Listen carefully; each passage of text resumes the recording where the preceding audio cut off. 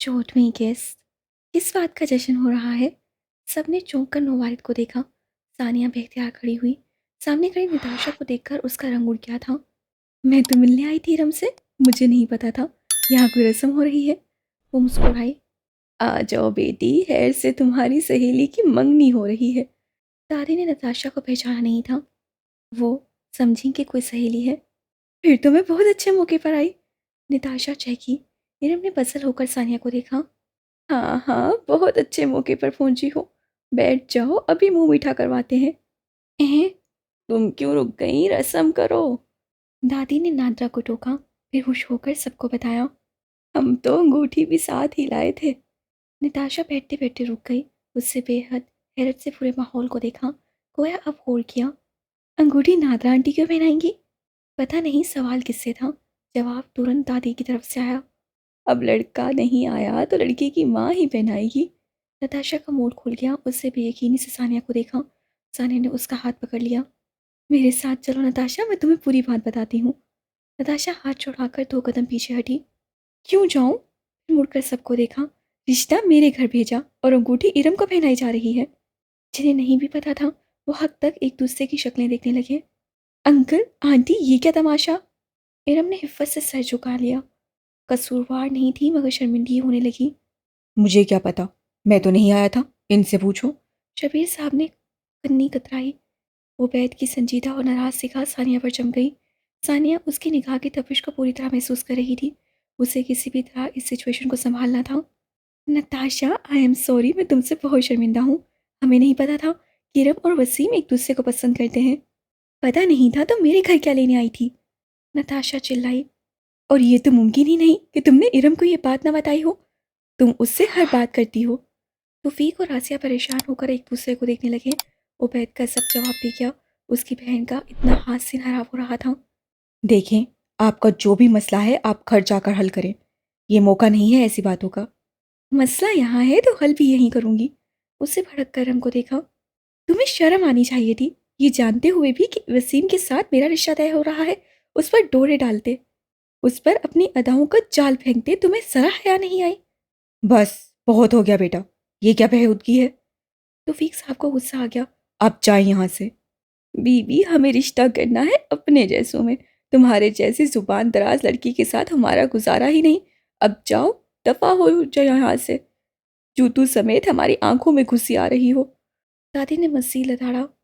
नताशा, चलो यहाँ से, मत तमाशा करो। सानी ने उसका बाजू पकड़ा। ये मेरा ससुराल है, तुम हर्ट हुई हो, मैं तुमसे माफ़ी मांगती हूँ। खुदा के लिए चलो मेरे साथ। वो गुस्से में आग बगोला होती नताशा को घसीट कर वहाँ से ले जाने लगी। नताशा की जुबान गोया जहर उगल रही थी। उसका हर लफ्ज़ इरम की वजूद को नीलो नील करता गया।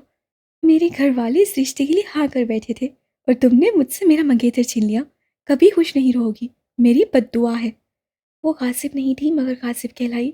वो हयादार थी मगर बेहया कहलाई। उससे किसी गैर मर्द को आंख उठाकर ना देखा था मगर टोरे डालने वाली समझी गई। इरम का जिस्म पसीना पसीना हो गया। हर कोई बोल रहा था, वो ना जाने क्या बोल रहा था। नताशा को सानिया घर से बाहर निकाल लाई थी मगर उसकी आवाज़ अब भी घर की फिजाओं में चिल्ला रही थी। तौफीक गिला कर रहे थे। उन्हें पहले नताशा के घर वालों को बताना चाहिए था। इस घर की औरतें। शबीर साहब फुदक रहे थे। दादी नताशा को कोस रही थी। हास्य को कुलक होने लगा कि क्या उन्होंने गलत फैसला कर लिया। ये घराना उनकी नफीस तबीयत बेटी के काबिल कहाँ था। बेटियों के मामलात बहुत नाजुक होते हैं, इतनी लापरवाही नहीं दिखाई जा सकती।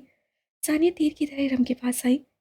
मैं बहुत माफ़ी चाहती हूँ, आई एम सॉरी यार। उसका मुंह तोड़ कर आई हूँ और वहाँ तुम्हें इतनी बातें सुना के। इसमें तुम्हारा कसूर तो नहीं था। उसे जल्दी से टिशू खींचा और इरम के माथे पर आया पसीना साफ किया। दफा मारो, ऐसी मुंह फाड़ दीदा हवाई लड़की हमारी इरम के कदमों की धूल के बराबर भी नहीं। दादी ने हाथ झाड़े। अब खत्म करो, बहुत हो गया तमाशा। जल्दी से रस्म करो। और मिठाई उसके मुंह में ठोंसी। राबिया चुप और गुमसुम थी। रह रहकर घर वालों पर गुस्सा आ रहा था। सब उन्हीं की बेवकूफ़ियाँ जो आज गले पड़ रही थीं। नादरा ने शर्मिंदगी से पर्स से अंगूठी निकाली और इरम का हाथ पकड़ा मगर उससे हाथ छुड़ा लिया। इसकी ज़रूरत नहीं। क्या मतलब? सानिया सटपटाई। इरम खड़ी हो गई। उससे एक नज़र अपने माँ बाप और उबैद को देखा। सानिया ने नताशा को भेजकर जो अल्फाज कमरे में दाखिल होते हुए कहे थे वो उसके कानों में गूंजने लगे। कमीनी क्या बोलती चली गई। गली के आखिर तक मुझे बातें सुनाते। इरम पर इल्ज़ाम लगाते हुए गई है। ना जाने किस किसने सुना होगा। जिस रिश्ते ने बनने से पहले भी मेरी ज़ात पर सवाल निशान लगा दिया हो, मेरे किरदार को मशकूक कर दिया हो, मैं वो रिश्ता कैसे निभा सकती हूँ? जहाँ सब हक्का-बक्का रह गए, वहीं ना जाने क्यों मगर आसिया और तौफीक ने अपने अंदर सुकून से उतरता महसूस किया। इरम ने आगे होकर दादी का घुटना हौले से छुआ। मुझे माफ़ कर दें दादी, लेकिन मुझे ये रिश्ता कबूल नहीं है। वो कहकर रुकी नहीं, तेज़ी से वहाँ से चली गई। पीछे इतनी गहरी खामोशी थी, जैसे कायनात से सारे लफ्ज़ उठ गए हों। पूरे घर की खामोशी को उसके कदमों की चाप रोन रही थी। बेचैनी, जोश, बेजान हमें खुशी उससे बैठने नहीं दे रही थी। अभी घर वाले खुशखबरी लेकर आते होंगे। जिसकी हमराही के ख्वाब देखे वो उसके नाम कर दी गई थी। वसीम की निगाहें भटक भटक कर दरवाजे से पलट रही थीं, मगर वो वापस आए तो गुमसुम नसें चुराते हुए। कोई उस कमरे में घुसा तो कोई उसमें। दादी मिट्टी की ढेरी की तरह तत्पर रह गई। क्या हुआ? इनकार हो गया। सानी ने थके थके अंदाज में बताया और वो भी साथ ही चली आई थी। इनकार कैसे हो सकता है? वसीम के लहजे में बेयकीनी थी। बताती हूँ। नादरा के दिल में ना जाने क्या आई। वसीम का हाथ पकड़ कमरे में ले गई। सानिया दादी के पास बैठ गई, जो सर्द आए भर भर कर माहौल को मज़ीद ठंडा कर रही थी। उन्हें दुख ही बहुत हुआ था। आज से की बेटी घर में आ जाती तो उनका बुढ़ापा ही संवर जाता। अच्छा कोई बात नहीं, ज़्यादा दिल पर न ले। सानिया ने तसल्ली दी। तुम्हें वहीं रहना चाहिए था। दादी ने टोका। मुझे गुस्सा आ रहा था। मेरा भाई इस काबिल नहीं था कि उसे यूँ ठुकराया जाए। दादी को हैरत के साथ हल्की सी खुशी हुई। सानिया ने गुस्से को टालना सीख लिया था। बड़ी गैरत वाली है इरम। इज्जत पर बात आई तो किस दलेरी से खुद को अलहदा कर लिया। इतनी सी उम्र में ऐसी सोच।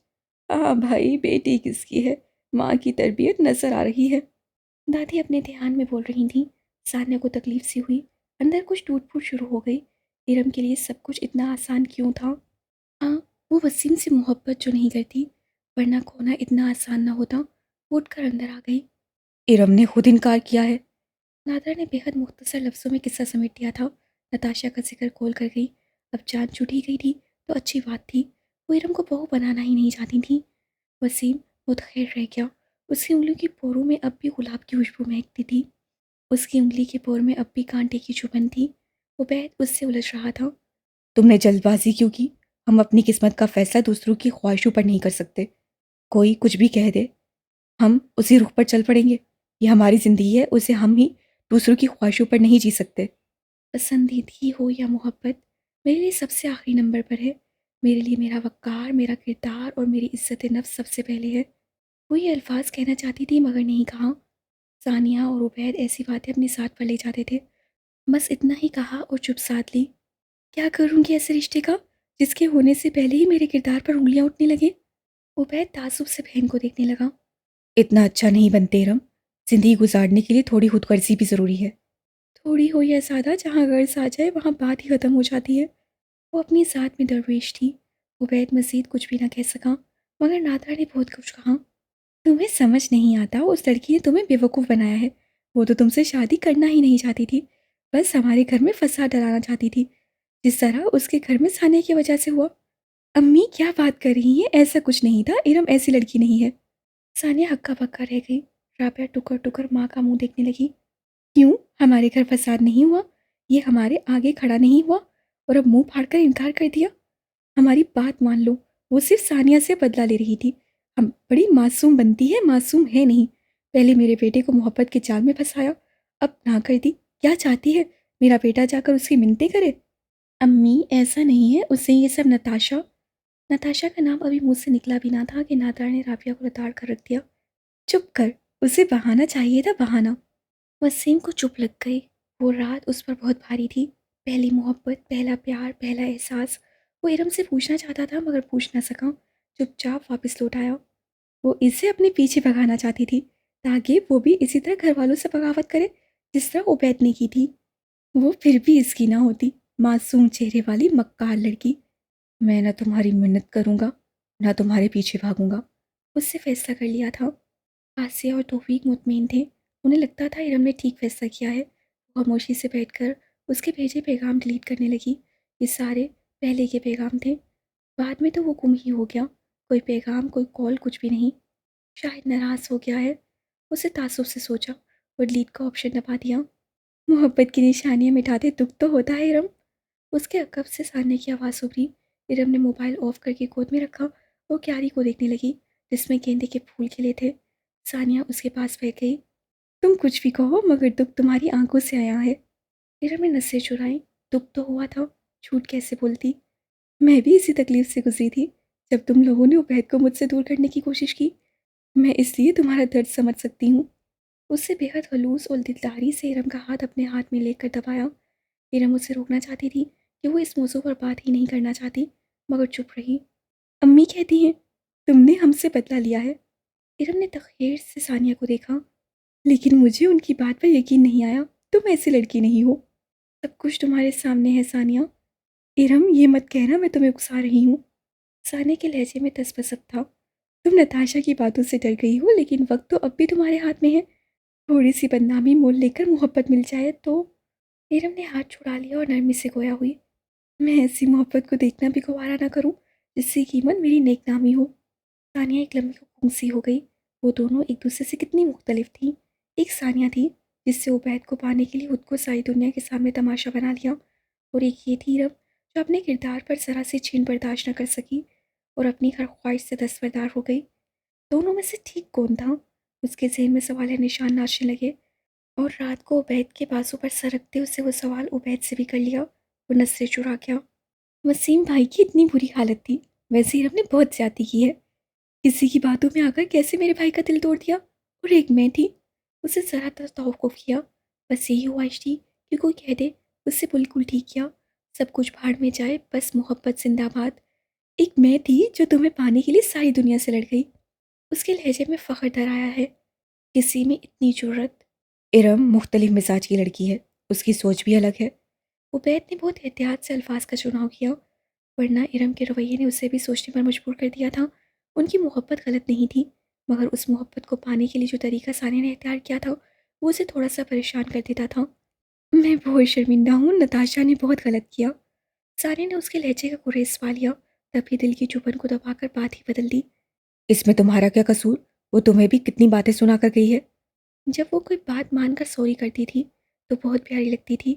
वो हरदम से सानिया गायब होती जा रही थी। गोया उबैद की मोहब्बत ने उसे धीरे धीरे बदलना शुरू कर दिया था, और तब्दीली का ये अमल बहुत मुस्बत और खुशगवार था। कितनी प्यारी है, मैं तो कहती हूँ बीबी जान फ़ौरन रिश्ता डाल दें। मुसरत ने खूब दूरों नज़दीक से तस्वीर का जायज़ा लेकर बड़े ही जोश में कहा। खानदान भी अच्छा है, दूर पार से हमारी बरादरी ही है। अपने बेटे के वलीमे पर भी बुलाया था। मैंने बहाने से अफ़ान को भेजा भी कि शायद कोई लड़की नज़र को बहा जाए, मगर वो तो किसी की तरफ आंख उठाकर देखना भी गवारा नहीं करता। फिर बहाने से शादी की तस्वीरें भी मंगवा ली। एक नज़र देखा और साफ इनकार। उन्होंने अफसरदगी से कहकर तस्वीर मुसरत के हाथ से ले ली। वो चौथे दिन ही वापस आ गई थी कि अब इस घर का मुसरत के बगैर गुजारा ही नहीं था। कुछ दिन अफ़ान की गैर मौजूदगी में आती रही, लेकिन एक दिन गेट पर टकराव हो ही गया। अफ़ान को भी चुप होना ही पड़ा। लगता है आपको कुछ ज़्यादा ही पसंद आ गई है। अपने काम से काम रखा करो। अफ़ान को भी बेवक्त आना था। वो कान दबाकर भागी। उसे आज देर से ऑफिस जाना था, इससे तैयार होकर निकला था। स्याह पेंट शर्ट बॉल जेल लगाकर सेट किए थे। शायद कोई ऑफिशियल मीटिंग थी, वरना वो इतना तैयार ऑफिस के लिए भी नहीं होता था। माशाल्लाह बहुत प्यारे लग रहे हो। दूल्हा बनकर तो बहुत ही प्यारे लगोगे। अफ़ान को हंसी आ गई। दिन में ख्वाब देखना बंद करें। कुछ ख्वाब सूरज की रोशनी में देखे जाते हैं, उनकी ताबीरों दिन की रोशनी में ही मिलती है। काश तुम्हें किसी से मोहब्बत ही हो जाए। उन्होंने हाथ में पकड़ी तस्वीर को देखकर हसरत से कहा। मोहब्बत बेकार जज्बा है, वक्ती और नापायदार। तंजिया मुस्कुराहट। खुदा करे मेरी दुआ पूरी हो जाए, फिर तुम्हें इस जज्बे की सदाकत पर यकीन आएगा। उसकी मुस्कुराहट सिमट गई। कब्रिस्तान की खामोशी, मौत की खुशबू, ओढ़े सुर्ख गुलाब, उस पर लिखा कुतबा मोहब्बत का नौहा था। मैंने अपने जज्बात की सदाकत को ज़ुबैर के साथ ही दफना दिया था। बीबी जान कर रंग फीका पड़ गया, मगर वो ये देखने के लिए रुका नहीं था, चला गया था। आज के दिन का आगाज़ अच्छा नहीं था, तो कुछ ना कुछ गड़बड़ ऑफिस में भी चलती रही। मजदूरों का मामूली बात पर झगड़ा पड़ा तो वक्ती तौर पर काम भी रुक गया। उसे खुद जाकर मदाखलत करना पड़ी, जिसकी वजह से मीटिंग लेट हो गई। अभी ऑफिस पहुंचा ही था कि घर से कॉल्स पर कॉल्स आने लगी। दूसरी तरफ मुसरत थी। छोटे साहब, वो बेगम साहिबा। देखो बीवी, अगर बेगम साहबा ने तुम्हें अपने साथ किसी नए ड्रामे में शामिल किया है तो मेरे पास इस वक्त बिल्कुल फुर्सत नहीं है। सुबह वाली बात अभी तक उसके जहन से महू नहीं हुई थी। वो सुबह से कमरे में बंद है, दरवाज़ा नहीं खोल रही, मेरा दिल बहुत घबरा रहा है। वो ऑफिस का दरवाज़ा खोलते खोलते रुक गया। अंदर उसके क्लाइंट उसका इंतज़ार कर रहे थे। ये घबराहटों के दौरे तुम्हें दूसरे तीसरे दिन पड़ते रहते हैं।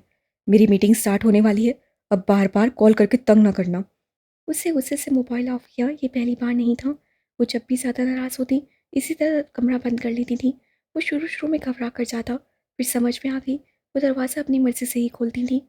क्या हुआ? चौकीदार ने पूछा। मुझसे मुसरत ने घबरा कर बुलाया था।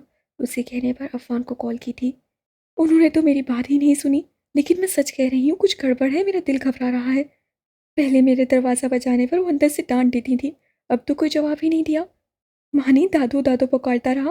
कुछ कभी ऐसा हुआ है कि उन्होंने मानी की बात का जवाब ना दिया हो?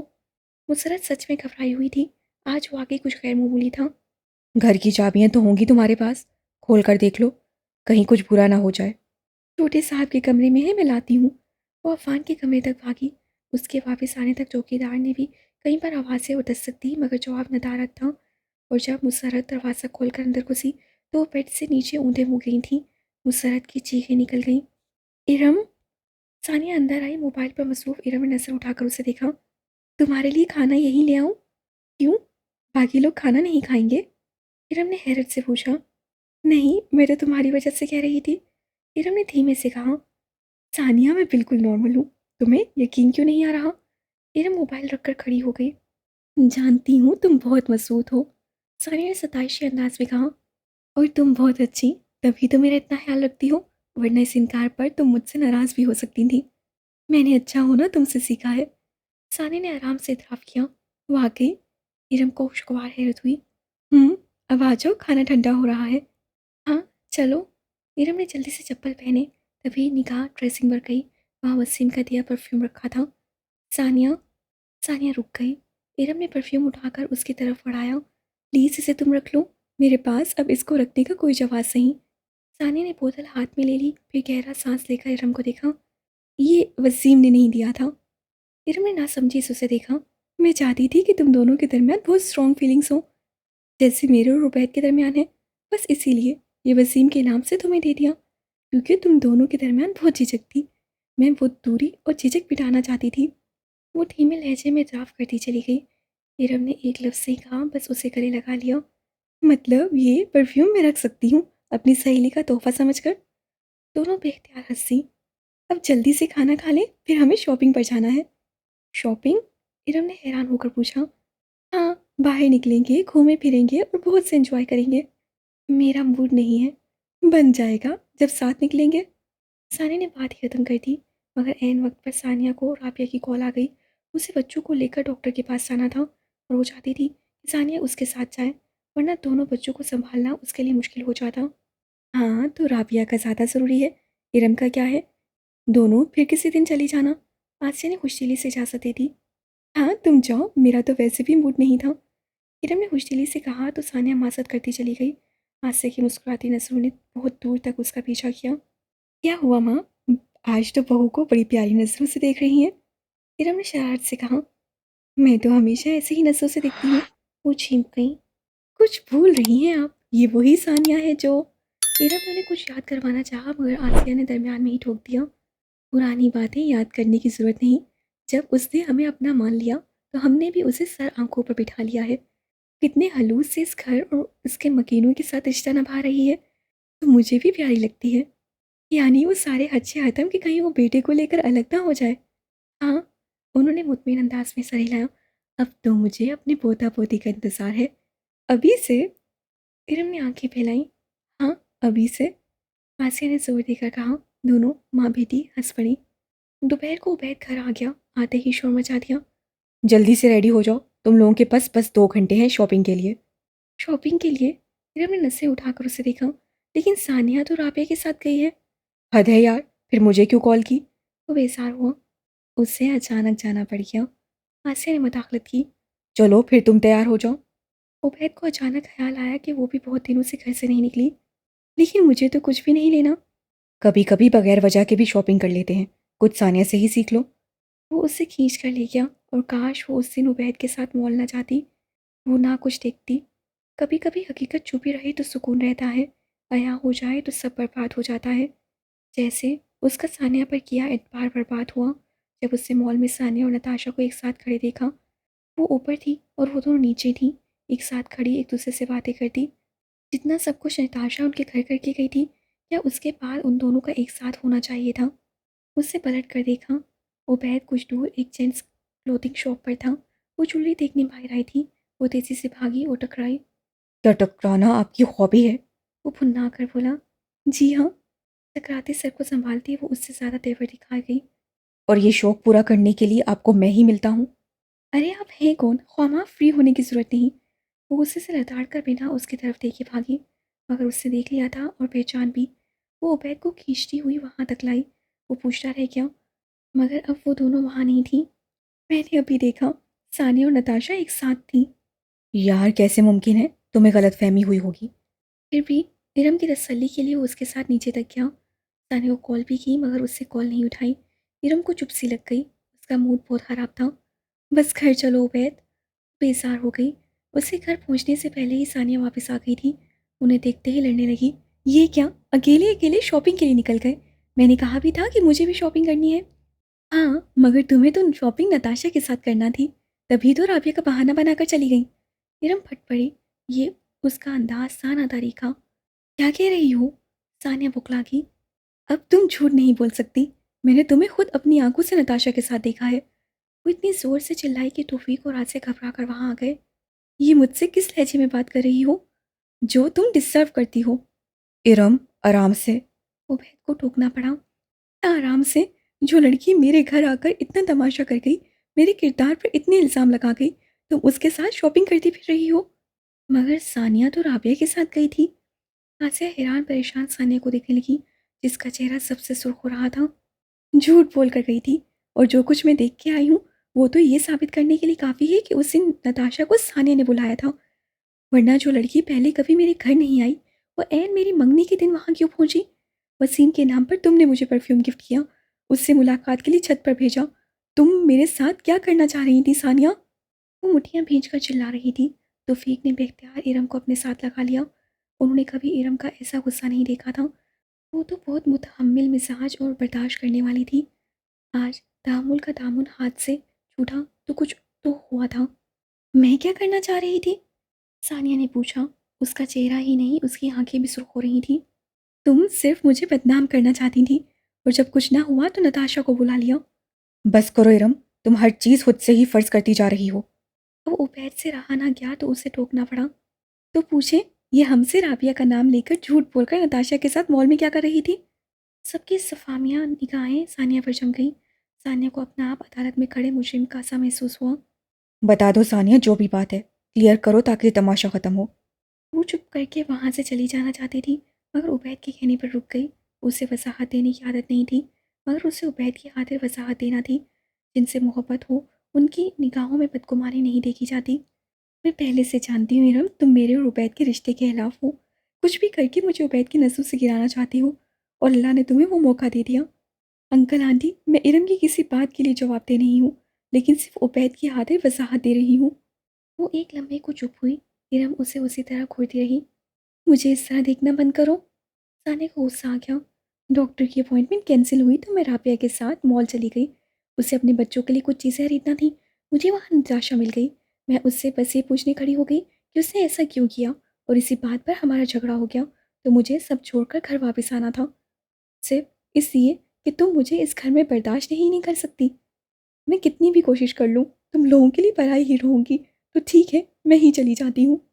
उससे बात तो तहम्मुल से शुरू की थी, मगर करते करते तहम्मुल जवाब दे गया। वो रोती हुई वहाँ से भाग गई। इसके ड्रामे देखें, वहाँ राबिया नहीं थी और ना इसका नताशा के साथ कोई झगड़ा हो रहा था। बस करो इरम। उबैद ने गुस्से से टोका। वो झूठ बोल रही है भाई, मैंने खुद। आंखों देखी हर बात ठीक नहीं होती। तुम्हें गलतफहमी भी हो सकती है। सानिया ने जो कहा वो ठीक भी हो सकता है। यानी मैं झूठ बोल रही हूँ? वो अपने मौक़िफ़ से हटने को तैयार ना थी। अच्छा ठीक है, ख़त्म करो इस बात को। इतनी बड़ी बात नहीं है। सरे राह कोई भी मिल सकता है। इरम, अपने कमरे में जाओ। तौफीक साहब ने बात को रफा दफा करने की कोशिश की। साने ने जो कुछ किया वो हमारे सामने है। वसीम की मंगनी तकरीबन तय थी। ये जानकर कि तुम वसीम को पसंद करती हो, उसे तुम्हारी खातिर स्टैंड लिया, अपने घर वालों को लेकर आई। उस लड़की ने हमारे सामने साने की कितनी बेइज्जती की। और नीरम ने तखैर और बेयकीनी से उबैद को देखा। उसका भाई सानिया की खातिर उसको झूठा साबित कर रहा था, उससे लड़ रहा था। यानी उबैद को उसकी किसी बात पर यकीन नहीं आया था। अच्छा बस खत्म करो इस बात को। तौफीक साहब ने बेख्तियार टोका। इरम, खुदा के लिए साने ने बहुत खलूस से तुम सबको अपना लिया है। तुम भी दिल बड़ा करो, उसे इस घर का हिस्सा मान लो। उबैद कहकर चला गया। इरम की आंखें लबालब पानियों से भर गईं। आंसू आंखों में बेयकीनी से जम गए। आसिया ने उसका बाजू पकड़ा तो वो छलक गई। आपने देखा, उबैद ने मुझसे किस तरह बात की। मेरी हर बात को झूठ समझकर सानिया को सच्चा साबित कर गया। आसिया ने उसे प्यार से अपने साथ लगा लिया तो तौफीक साहब ने इरम के सर पर हाथ रखकर तसल्ली दी, मगर दोनों ने किसी की हमायत में एक लफ्ज़ ना कहा। वाकया उनकी आंखों के सामने नहीं हुआ था। हो सकता है इरम को गलतफहमी हुई हो, कौन जाने सानिया झूठी बोल रही हो। इसलिए उन्होंने इस वाक़े पर खामोशी इख्तियार करके इरम को बस तसल्लियाँ ही दी थी। मगर कोई भी तसल्ली सानिया के दिल पर आया न रख सकी। उसे सामान बांध लिया था। उबैद ने उसके हाथ पर अपना हाथ रखा जो बेड की सिप बंद कर रहा था। यार, इस तरह तो मत करो। सानी ने सर उठाकर उबैद को देखा। वो बैग की दूसरी तरफ खड़ा उसे रोक रहा था। देखो, तुम्हारी खातिर उनसे लड़कर आ रहा हूँ। तुम बेशक मत लड़ो। तुम बेशक इरम की हर बात पर यकीन करो, लेकिन अगर मैं इस वक्त यहाँ रुकी तो तूफान उठा दूंगी, क्योंकि मैं बेवजह के इल्ज़ाम तराशियां बर्दाश्त नहीं कर सकती। उससे उबैद का हाथ झटक कर सिप बंद की और बैग उठा लिया। उबैद चुप खड़ा उसे देखता रहा मगर पुकारा नहीं। उससे अपनी तबीयत और ख्वाहिश के बरखिलाफ उसके घर वालों के साथ रहने और उन्हें अपना बनाकर रखने की कोशिश की थी। सानिया का गुस्सा बचा था। उबैद को यही लगा, वो आज रात अपने मायके में गुजारेगी तो सुबह अब तक गुस्सा उतर जाएगा। अफ़ान इतना शर्मिंदा था कि बीबी जान से नीरज से नहीं मिला पा रहा था। वो भी जब से घर आई थी उससे एक बार भी हमकलाम ना हुई। जब भी किसी का फ़ोन आता रोना शुरू हो जाती। मेरी किसी को परवाह ही नहीं, उसे नज़र नहीं आता मेरी क्या हालत है। अकेले नहीं रह सकती हूँ। उससे कहो बच्चे को माँ के हवाले करे और मुझे किसी ओल्ड होम में दाखिल करवा कर आज़ाद घूमे। फिर वो सब बारी बारी कॉल करके शुरू हो जाते। नहीं संभाल सकते तो हमारे पास भेज दो, जैसे इनकी बीवियां दीदा दिल फर्श राह किए बैठी हैं। वो उससे छूने लगा। आप क्या सबसे मेरी शिकायतें करती रहती हैं? उसरत उनके पैरों की मालिश कर रही थी। वो मानी को उठाए उनके कमरे में आ गया। अपनी औलाद से बातें करने के लिए मुझे तुम्हारी इजाज़त की ज़रूरत नहीं है, रखाई से बोली। और मैं कौन हूँ? वो खिड़की के पास वाले कोच पर बैठ गया। मेरी किसी औलाद ने मुझे इतना नहीं सताया अफान, उनकी आवाज़ पर आई। आपको इस बात पर इतना यकीन है कि आने वाली हम सबको जोड़ कर रखेगी? ना रखे, तुम्हारी तन्हाई तो ख़त्म होगी। मुझे मरने से पहले ये सुकून तो होगा कि तुम्हारे घर को आबाद देख लिया है। अफान खामोशी से मानी के बाल संवारता रहा। मानी की तवज्जो हाथ में पकड़े खिलौने पर थी। क्या नाम है उसका? अफान ने कुछ लम्हों के बाद पूछा। किसका? उनका ध्यान नहीं, लेकिन मुसरत के चेहरे पर एकदम जोश के तासुरात उभरे। वही जिसकी खातिर बार बार अमेरिका से कॉल करवा कर मेरी बेइज्जती करवाती रहीं, बार बार अस्पताल पहुंच जाती हैं। वो बहुत संजीदा था।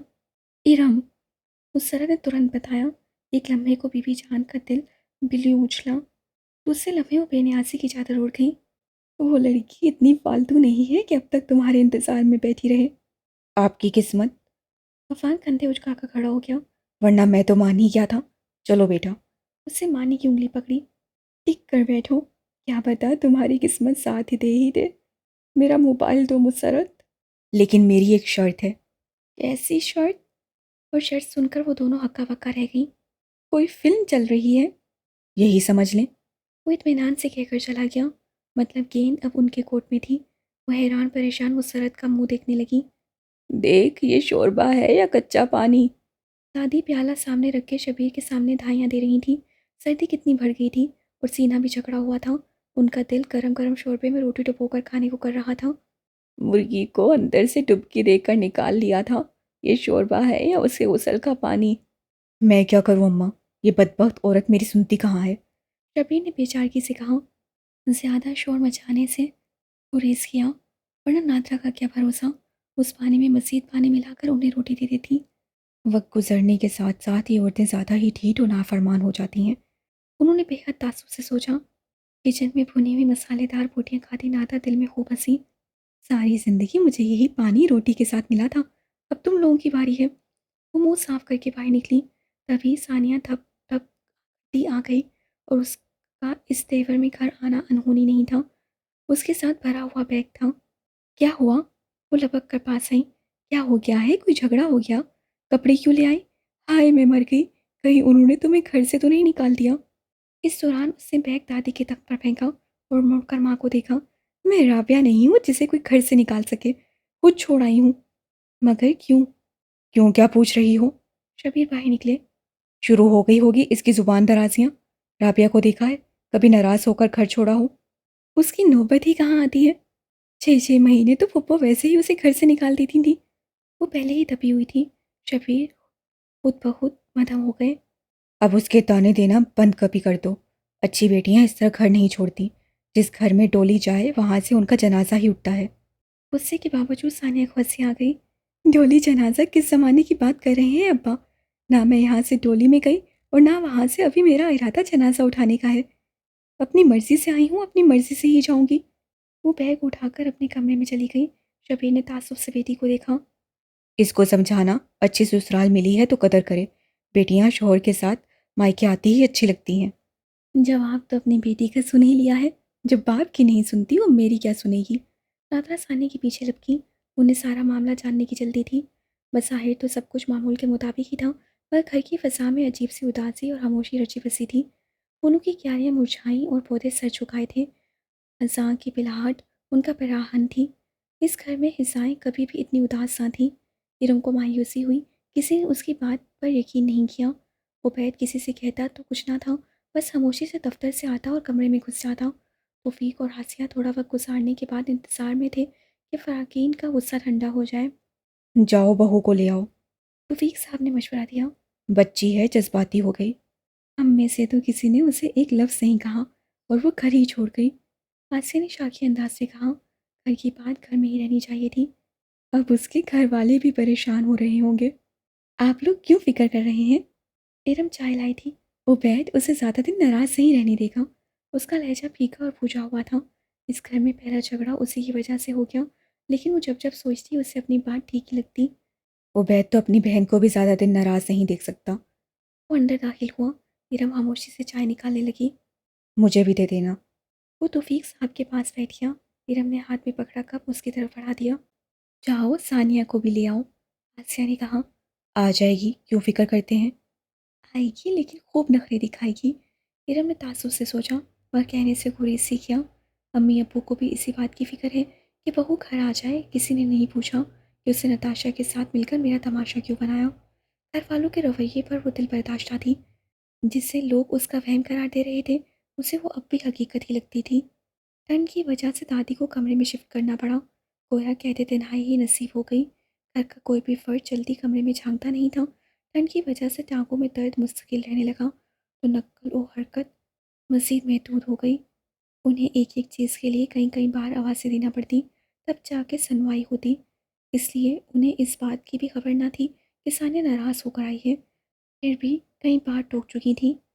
हर वक्त यहाँ ना घुसी रहा कर, अपने घर पर तवज्जो दे। मेरा घर मेरी तवज्जो के बगैर भी अच्छा चल रहा है। वो लापरवाही से किन्नू खाती डाइजेस्ट पड़ती रही। उसके मोबाइल पर उबैद की कई कॉल्स थी, मगर वो उठाती ही नहीं थी। ऑफिस जाने से पहले आया तो नादरा ने बाहर से ही डाल दिया। वो तो अभी सोई हुई है, नहीं उठी।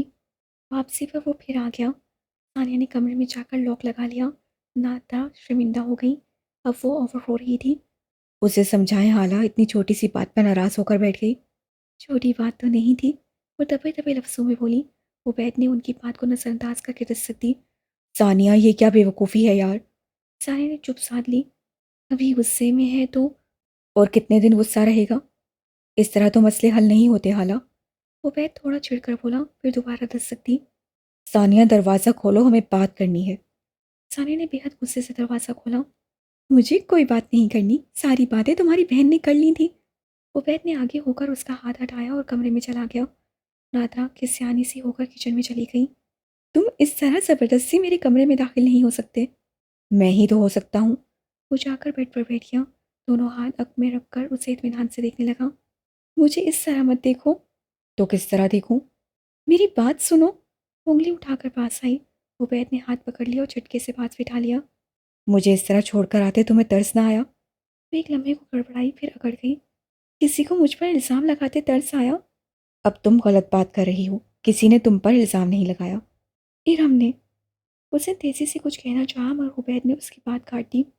किसी ने उसकी बात पर एतबार किया नहीं ना, उसे बस गलतफहमी हो गई थी। इतबार नहीं किया तो उसे कुछ कहा भी तो नहीं। तुम कौन सा वहाँ रुकी, बस बैग पैक किया और आ गई। उससे शिकवा किया।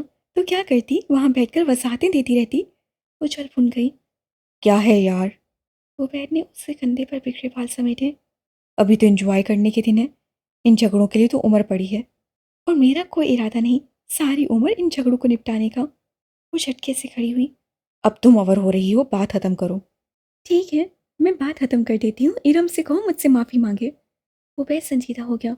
अब तुम बात को बढ़ा रही हो। मैं सिर्फ बात को खत्म कर रही हूँ। देखो उबैद। उससे करीब आकर दोनों हाथ उबैद के कंधों पर रखे। उसके सहराईदार गर्दन में पड़ा लॉकेट उबैद की निगाहों के सामने झूलने लगा। उसे लॉकेट से नजर हटाकर सानिया के चेहरे को देखा।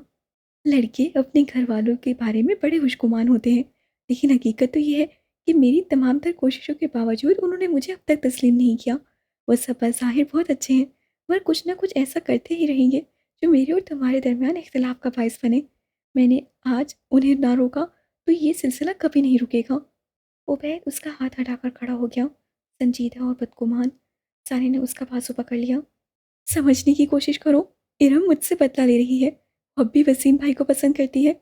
उसे जज्बाती होकर खुद को बाकिरदार साबित करने के लिए इनकार तो कर दिया, लेकिन अब उससे बर्दाश्त नहीं हो रहा। वो पछता रही है और उसका बदला मुझसे ले रही है। फालतू बातें मत करो।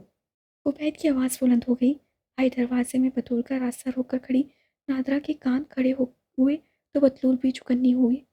कोई तो बात थी जो नादरा उसे अंदर बुलाने की बजाय दरवाजे से टरका रही थी। मैंने कहा ना बाद में आ जाना, सालन बना रही हूँ। मैं कौन सा सालन मांगने आई हूँ। उसे कमाल बेतकल्फी से रास्ता लिया और अंदर आ गई। मैं फालतू की बातें नहीं कर रही, वो हकीकत बता रही हूँ जो तुम्हें नजर नहीं आ रही। तुम्हारा जितने दिल दिल चाहता है यहाँ रह लो, जब दिमाग ठीक हो जाए तो आ जाना। उबैद को गुस्सा आ गया तो उसे हटाकर बाहर निकला।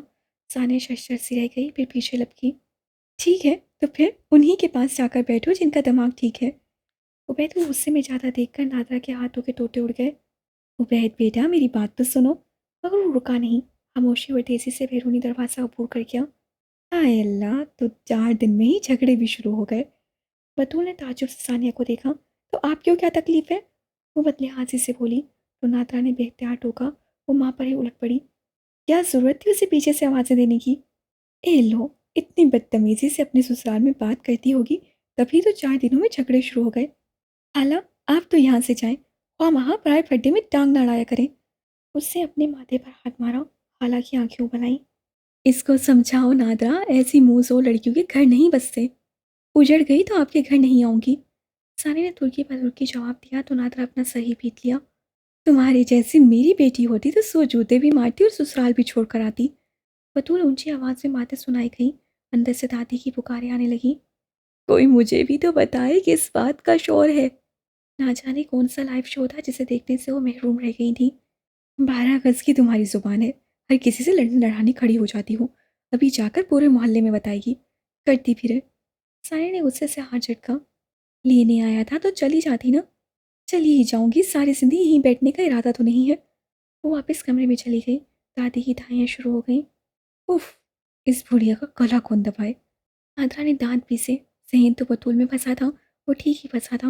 वो सीधी आसमां के घर गई थी, जिसके अपने ही धड़के थे। मुसमिया छिलकर कट कर खाती अपने गम सुनाने लगी। बुरे हालों में हूँ। एक बेटा दर बदर की ठोकरें खा रहा है और दूसरा बीवी को प्यारा हो गया। एक भाई था, वो भी हाल पूछने नहीं आता।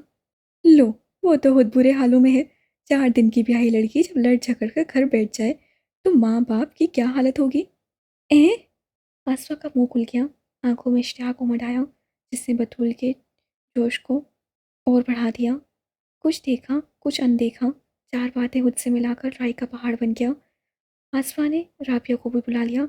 आ जाओ, तुम भी सुन लो तुम्हारी बहन के करतूत। राबिया की रंगत फीकी पड़ गई। राबिया ने कहा और तुमने फ़ोन खड़का दिया। अंदाज़ा भी है उस इरम ने कैसे सानिया का जीना हराम किया हुआ है।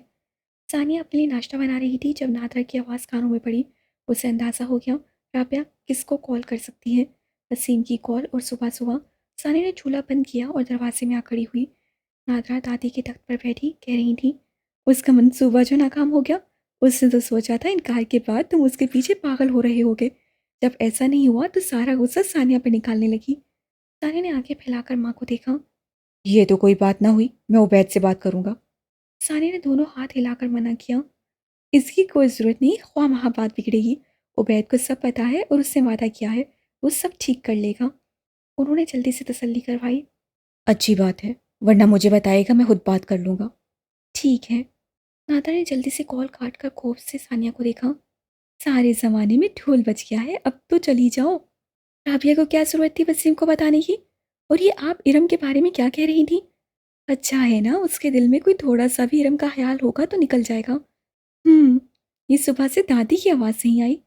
सानिया को अचानक ख्याल आया तो बंद दरवाजे को देखा। ओई माँ, मैं तो भूल गई, उसको तो सुबह की चाय नहीं दी। नादर ने सर पर हाथ मारा। जा देख, बाथरूम लेकर जा, मैं चाय बनाती हूँ। सानी ने जाकर दरवाज़ा खोला। बंद कमरे में नींद तारी की सीलन और नगवार सी बदबू। सान्या को ख्याल आया, उससे तो कल से दादी को नहीं देखा। वो लिहाफ ओढ़े लेटी थी। पास ही मेज़ पर उनकी दवाइयाँ, रात की बची चाय, बचा हुआ दलिया, दो रस, सरसों के तेल की शीशी, कंघा और ना जाने क्या अलगम बलगम भरा था। दादी, उससे पुकारने के साथ साथ रसाई हलाई। कोई जवाब ना पाकर उसका दिल धड़का। पता नहीं धड़का था या ख्वाहिश, कहीं गुजर तो नहीं गई। उसने रसाई हटाई। चेहरे की झुर्रियों में आंसू की नदियां रवां थीं। गंदमी रंगत स्याही माइल थी। आंखों में बेबसी और बेवक्ती का अंसर। मगर इतना कुछ देखने के लिए वहां रुकी कहाँ थी। नागवार वो महसूस करते ही सांस बंद करके पीछे हटी। क्या है दादी, आपने बिस्तर गंदा कर दिया। दादी की पीपड़ी सदा लब फड़फड़ाए मगर बोला नहीं गया। वो खुद ही दीवार का सहारा लेकर वॉशरूम चली जाती थी, मगर सर्दी में टांगों अकड़ाव और दर्द इतना बढ़ जाता कि उठना दुश्वार था। बाथरूम भी अटैच नहीं था, और यहाँ तो सुबह से 11 बजे तक किसी ने झांका भी ना था, वरना सहारे के लिए कह देती। बहुत आवाज़ें थी, मगर इतनी सुबह और सर्दी की वजह से बिस्तर और कमरे को कौन छोड़ता। सानिया नादरा को पुकारती बाहर निकल गई। नादरा की बुड़बुड़ाहटें किचन से शुरू हुई थी। या अल्लाह, अब इस जिंदगी का फ़ायदा ही क्या है। उन्होंने हाँ भरी।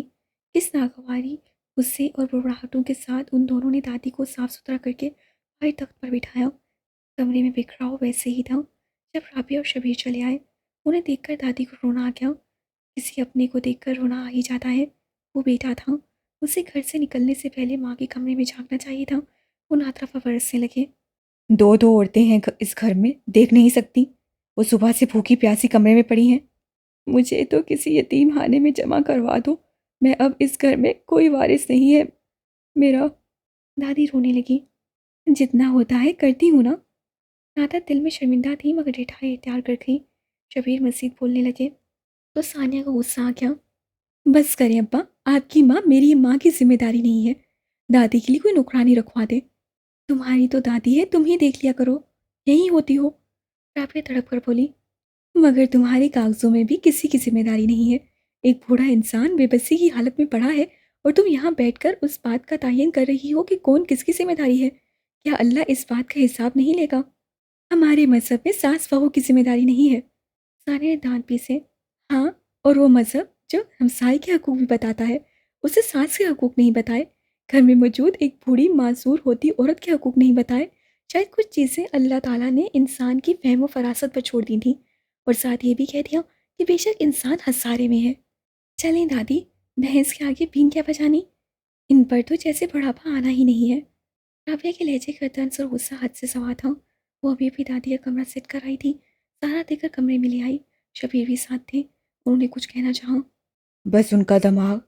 तेरा दिमाग है। दादी ने निढाल अंदाज में शबीर को देखा, फिर राबिया को देखकर शिकायत करने लगी। इसका फर्ज नहीं है कि उठकर पहले माँ के कमरे में झांक ले कि उसे किसी चीज़ की ज़रूरत तो नहीं, पर जिसको माँ की ज़रूरत नहीं है वो क्यों देखेगा। शबीर ने शर्मिंदगी से गर्दन झुका दी। अब्बा, दादी ठीक ही तो कह रही हैं, आपकी जन्नत है। आप लापरवाही बरतेंगे तो कोई और क्यों देखेगा। दादी ने प्यार से राबिया को देखा। एक ही हीरा है इस घर में। फिर कुछ याद आ गया तो सर से आ भरी, या फिर वो आ जाती, इरम। मेरे वसीम की ज़िंदगी में तो उसकी ज़िंदगी संवर जाती। राबिया ने भी तासुब से सर झटका। उस रिश्ते की ना होने का उसे भी कुलक था। हमने बेहद हैरत से मोबाइल पर आती वसीम की कॉल को देखा। उससे मंगनी वाले दिन के बाद से कोई राब्ता नहीं किया था, तो अब क्यों? क्या वसीम भाई नताशा और सानिया की मिलीभगत के बारे में जानते हैं? बेल दोबारा आने लगी। अब कॉल कर ही रही हैं तो तुम भी सब बता दो इरम। उससे कॉल लेकर मध्यम आवाज़ में सलाम किया। मैं तो तुम्हें बहुत मासूम समझता था, इरम। वसीम ने